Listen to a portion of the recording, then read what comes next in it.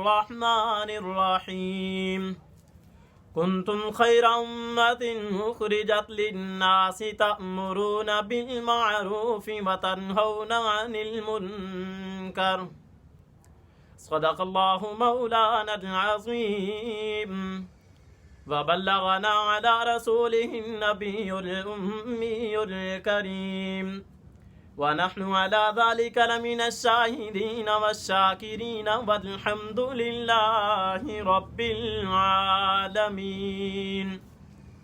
رب اشرح لي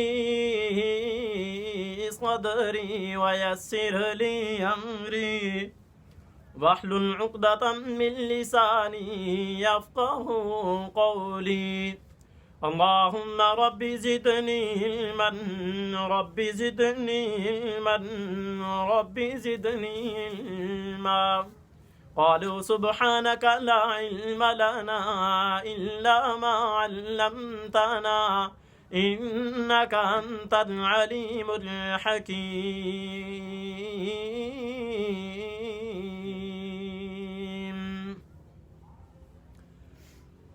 منہ دیکھ لیا آئینے میں پر داغ نہ دیکھا سینے میں منہ دیکھ لیا آئینے میں پر داغ نہ دیکھا سینے میں دل ایسا لگایا جینے میں مرنے کو مسلمان بھول گئے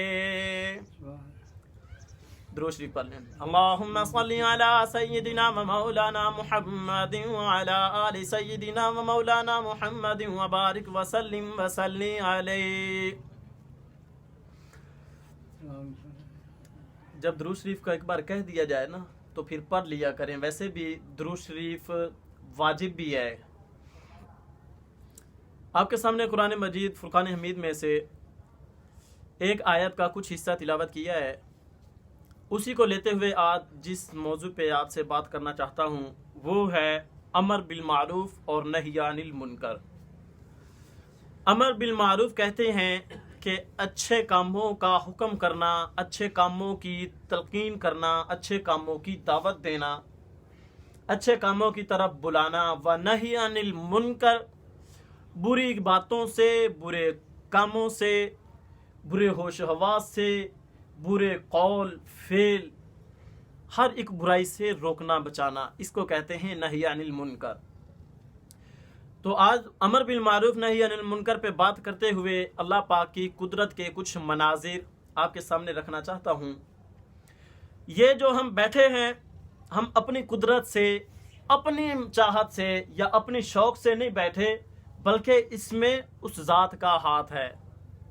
ہم پیدا ہوئے ایسے ہی نہیں ہو گئے، اس کا ہاتھ ہے. اور وہ ایسی ذات ہے هو اللہ الذی لا الہ الا ہو الرحمن الرحیم الملک القدوس السلام المؤمن المہیمن العزیز الجبار المتکبر الخالق البارئ المصور الغفار القہار الوهاب الرزاق الفتاح العلیم القابض الباسط الخافض الرافع المعز المذل السمیع البصیر الحکم العدل اللطیف الخبیر الحلیم العظیم الغفور الشکور العلی الکبیر الحفیظ المقیت الحسیب الجلیل الکریم الرقیب المجیب الواسع الحکیم الودود المجید الباعث الشہید الحق الوکیل القوی المتین الولی الحمید المحصی المبدئ المعید. مبدی یہ ایک دفعہ میں پورے نام کر لوں پھر مبدی کا آپ کو مطلب بھی بتاتا ہوں. مبدی المحیی الممید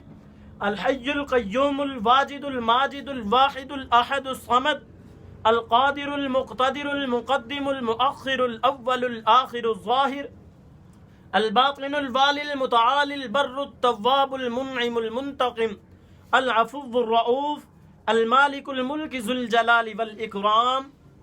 اللہ پاک کے 99 نام آپ نے قرآن پاک کے اکثر شروع میں دیکھے ہیں، اور اللہ پاک کے نام جو تاریخ میں ملتے ہیں بعض جگہ پہ 1800 اور بعض جگہ پہ 1200 تک نام آئے ہیں.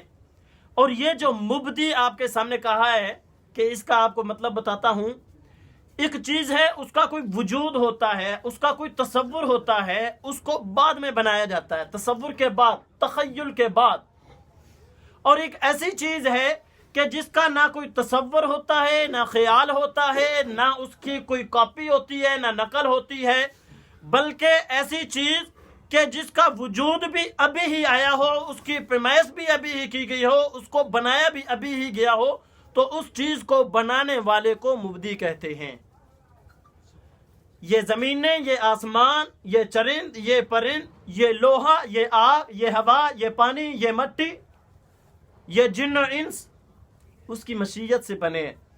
حضرت موسیٰ علیہ السلام نے پوچھا، یا اللہ اگر انسان تیری عبادت نہ کرتے تو پھر تو کیا کرتا؟ اللہ پاک نے فرمایا کہ موسیٰ پھر میں ایک ایسا جانور چھوڑ دیتا جو ان سب کو لقمہ اجل بنا دیتا، ختم کر دیتا. یا اللہ ایک جانور؟ جی موسیٰ ایک جانور. این تلک الدابہ، یا اللہ وہ جانور کہاں ہے؟ اللہ پاک نے فرمایا فی مرج الملود، کہ وہ میری چراگاہوں میں سے ایک چراگاہ میں چر رہا ہے. مرج المرود، چراگاہوں میں سے ایک چراگاہ میں چر رہا ہے.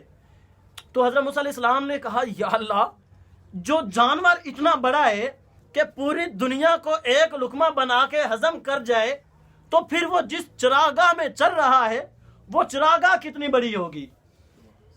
تو آپ حساب لگائیں کہ اللہ پاک نے ایسی ایسی چیزیں بنائی ہیں جو ہماری سوچ میں بھی نہیں. آپ نے سنا ہے معراج کی رات آپ علیہ الصلوۃ والسلام آسمانوں پہ گئے، اور جس برق سواری پہ گئے، جس جانور پہ گئے، اس کا قدم یہاں سے پاؤں اٹھاتی وہ سواری، اور اس کا پاؤں، دوسرا پاؤں، ایک پاؤں یہاں سے اٹھا کے دوسری جگہ جہاں پہ رکھا، اس جگہ کا جانتے ہیں آپ کتنی جگہ تھی؟ جہاں تک اس سواری کی نظر پڑتی تھی وہاں تک اس کا وہ قدم جاتا تھا. اتنی تیز سواری، اتنی بڑی سواری، پھر اللہ نے کیسی بنائی؟ بجلی پہ برق، یہ بجلی کا لفظ ہے نا، براق سواری ہے. برق بجلی کو کہتے ہیں، تو برق سے اس سواری کو نکالا گیا، اتنی تیز تند سواری. تو اللہ پاک کتنی حکمتوں کے مالک ہیں.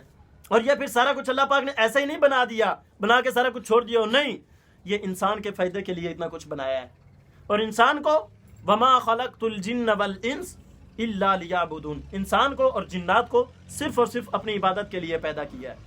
اللہ پاک فرماتے ہیں والارض فرشناها، میں نے زمین کو بچھونا بنا دیا، والسماء بنیناها، اور آسمان کو ایسا بنایا، انزلنا من السماء ماء، کہ وہاں سے آسمان سے پانی نکالا، ماء مبارکا، اور مبارک پانی نکالا، ایسا پانی نکالا کہ اگر چند دن بارش نہ ہو تو ہمارے ہاتھ اوپر کو آنے شروع ہو جاتے ہیں، یا اللہ بارش نازل کر دے، یا اللہ بارش نازل کر دے. اللہ نے پھر ہمارے لیے پانی کا ایک ایسا سسٹم بنایا، بادل کا تصور ہی نہیں ہوتا، فل سخت کڑک دھوپ میں بادل آتے ہیں، مزہ آ جاتا ہے. پھر اللہ پاک نے صرف یہیں پہ بس نہیں کی، 18,000 مخلوقات کو انسان کے تابع کیا، اور انسان کو کہا کہ انسان دیکھ، غور کر، افلا یتدبرون القرآن، انسان قرآن میں غور کر، تجھے بہت کچھ نظر آئے گا. لیکن انسان بیچارے کے پاس اس چھوٹی سی پیٹی کے علاوہ قرآن کی طرف آنے کا، حدیث کی طرف آنے کا، اسلام کی طرف آنے کا، ان چیزوں کو پرکھنے کا، انہیں سرچ کرنے کا ہمارے پاس آج ٹائم بھی نہیں ہے. آج کے نوجوان کے پاس اتنا ٹائم نہیں ہے کہ وہ الماری کھولے اور قرآن نکالے، مغرب کے بعد سورہ ملک پڑھ لے، سورہ واقعہ پڑھ لے، عشاء کے بعد سورہ ملک پڑھ لے، فجر کے بعد سورہ یاسین پڑھ لے. نہیں ٹائم اتنا. رات انسان سوتا ہے تو ہاتھ میں موبائل ہوتا ہے، صبح اٹھتا ہے تو کاموں کی سٹارٹ، دن کا آغاز ہی موبائل سے ہوتا ہے. اللہ پاک فرماتے ہیں تم بہترین امت ہو، کنتم خیر امت اخرجت للناس، بہترین امت ہو، اور تمہیں بہترین اس لیے کر کے نکالا گیا ہے کہ تم ایک ایسا کام کرنے والے ہو جو پچھلی امتیں نہیں کیا کرتی تھیں. صرف نبی کے ذمہ کام ہوتا تھا، قولوا لا الہ الا اللہ تفلحون، کلمہ پڑھ لو کامیاب ہو جاؤ گے. نبی گیا، پیچھے قوم کو کوئی بتانے والا نہیں. لیکن اب یہ قرآن، یہ کتاب کنتم خیر امت اخرجت للناس، جس نبی پہ یہ آیت نازل ہوئی ہے، اس کے بعد اب کسی نبی نے نہیں آنا. اس کے بعد کوئی نبی ہے تو جھوٹا ہے، لعین ہے، مردود ہے، کذاب ہے. کسی نبی نے نہیں آنا، نبوت کا تالا لگ گیا. اور فرمایا کہ بہترین امت کیوں ہو، کیسے ہو؟ تأمرون بالمعروف، سبحان اللہ، کہ تم لوگوں کو اچھائی کی دعوت دیتے ہو. آپ ذرا سوچیں، جب ہمارے پلے ہی کوئی اچھائی نہیں ہوگی تو ہم دوسروں کو اچھائی کی دعوت خاک دیں گے؟ کیا خیال ہے؟ قرآن پاک میں ہے لِمَ تَقُولُونَ مَا لَا تَفْعَلُونَ، کہ جو باتیں تم آگے کر رہے ہو ان پہ خود عمل کیوں نہیں کرتے؟ پہلے خود عمل کریں پھر آگے کریں. اور آپ کو بتاتا چلوں کہ جب جہاں جس دینی اسلامی مجلس میں آپ بیٹھیں، مسجد میں بیٹھیں، خانقاہ میں بیٹھیں، دربار پہ بیٹھیں، کسی محفل میں بیٹھیں، جلسے میں بیٹھیں، جہاں بھی بیٹھیں، جہاں دین کی بات ہو رہی ہو، آپ دو نیتیں لے کر بیٹھا کریں. ایک یہ کہ ان باتوں پہ عمل کروں گا. آپ جو ابھی باتیں چل رہی ہیں نا، آپ ان پہ ابھی نیت کر لیں تو انشاءاللہ اللہ پاک عمل کی توفیق دیں گے. ایک یہ نیت ہونی چاہیے کہ ان باتوں پہ عمل کروں گا. دوسری یہ نیت ہونی چاہیے کہ ان باتوں سے ثواب ملتا ہے، اللہ راضی ہوتے ہیں. اس وجہ سے نہیں کہ جی ہم نے تو آنا ہے، ٹائم ہو گیا، جمعے کا جمعہ تو پڑھنا ہی ہے، چلو سنتے ہیں مولوی صاحب کی کیا باتیں کر رہے ہیں. نہیں نہیں نہیں، عمل کی نیت سے، ثواب کی نیت سے سنیں تاکہ فائدہ بھی ہو. ایسے تو ہے نا، جتنا بھی بڑا خطیب ہوگا، جتنا بھی بڑا مولوی ہوگا، بولتا جائے گا، ادھر سے بات اندر آتی جائے گی، ادھر سے نکلتی جائے گی. وجہ کیا ہے کہ ہماری نیت عمل والی نہیں ہوتی، ہماری نیت ثواب والی نہیں ہوتی. ہم تو بس ٹائم پورا کرنے کے لیے بیٹھتے ہیں. مولوی صاحب بیچارے آتے ہیں تو وہ بھی ٹائم پورا کرنے کے لیے، اور سامعین بیچارے آتے ہیں تو وہ بھی ٹائم پورا کرنے کے لیے. اب سب ٹائم پورا کرنے کے چکر میں لگے ہوئے ہیں. تو میں بات کر رہا تھا، اللہ نے فرمایا کہ تم بہترین امت ہو.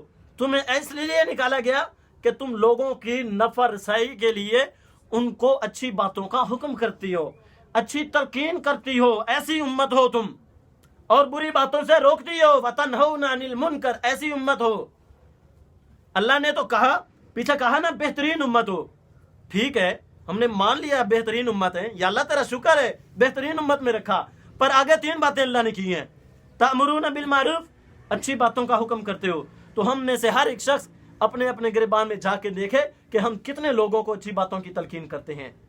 ہم غیبت پہ ہر وقت تیار ہوتے ہیں، بہتان والی مجلس میں بیٹھنے کو تیار ہوتے ہیں، تہمتیں دھڑا دھڑ لوگوں پہ لگاتے ہیں، لیکن کسی کی خیر خواہی بھی سوچی؟ اس پہ ہم اپنے اپنے گریبان میں جھانک کے دیکھیں.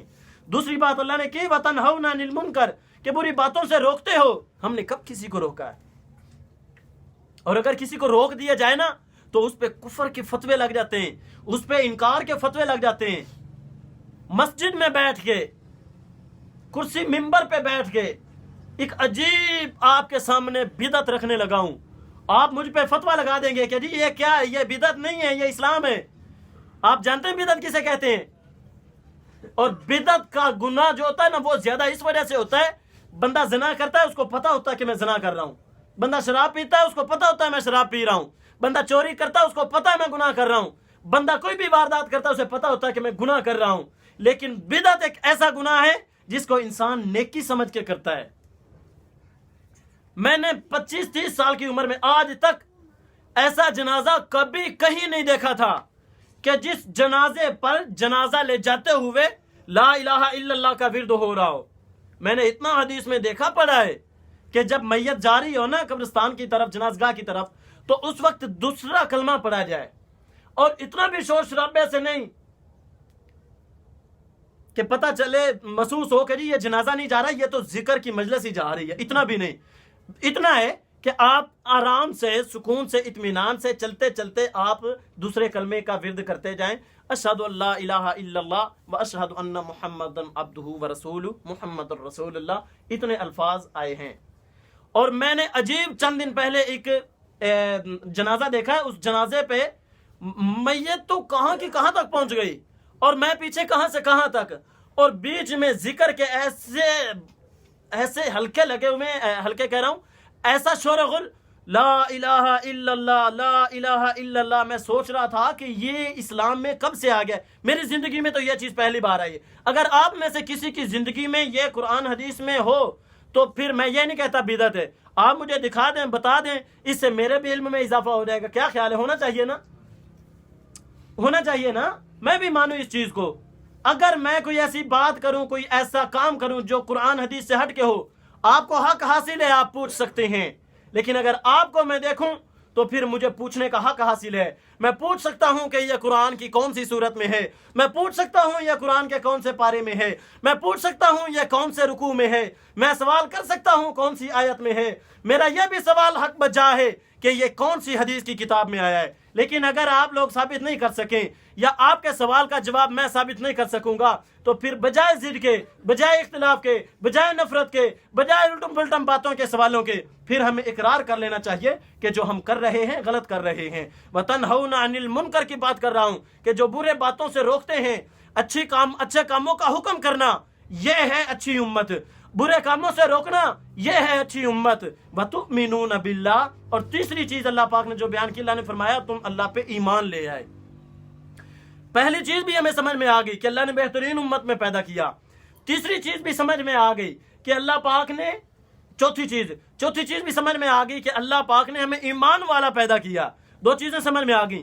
بیچ والی دو چیزوں پہ ہم نے غور کرنا ہے کہ ہم کتنی اچھائیوں پہ چل رہے ہیں, کتنی برائیوں پہ چل رہے ہیں. ہم کتنی اچھائیوں پہ خود چل رہے ہیں, کتنی اچھائیوں کا حکم کر رہے ہیں. ہم کتنی برائیوں سے خود بچ رہے ہیں اور کتنی برائیوں سے دوسروں کو بچا رہے ہیں, روک رہے ہیں. اس لیے ہم سب کو اپنے اپنے گریبان میں جھانکنا ہوگا. جب ہم ان دونوں چیزوں کو دیکھیں گے تب جا کے چوتھی چیز ایمان والی بھی ہمارے اوپر پوری فٹ آئے گی اور پہلی چیز بہترین امت والی بھی پوری فٹ آئے گی. وگرنہ کیا ہے, پہلے نبی تو آتے رہے ہیں, پہلے لوگ سرکشیاں کرتے رہے ہیں, پہلے لوگ گمراہی پہ چلتے رہے ہیں, لیکن انہیں کیا ہوا؟ ہم نماز پڑھتے ہیں غیر المغضوب علیہم ولا الضالین, ہم کہتے ہیں یا اللہ ایسا نہ بنانا کہ جو گمراہ ہو گئے ان کے رستے پہ نہ چلانا, جو بھٹک گئے ان کے رستے پہ نہ چلانا, ہمیں تو ایسے رستے پہ چلانا صراط الذین انعمت علیہم, جن لوگوں پہ تو نے انعام کیا ایسے لوگوں کے نقش قدم پہ چلانا, ایسے لوگوں کے رستے پہ چلانا. لیکن ہم پھر بھی کیا کرتے ہیں, ہم ڈنڈی مار جاتے ہیں. اللہ پاک سے دعا ہے کہ اللہ پاک ہر قسم کی بدعات سے بچائے, ہر قسم کے جھگڑے سے, نفرت سے, گالی گلوچ سے, بدقولی, بدفعلی, بدخیالی سے بچائے. آمین. وما علینا الا البلاغ المبین.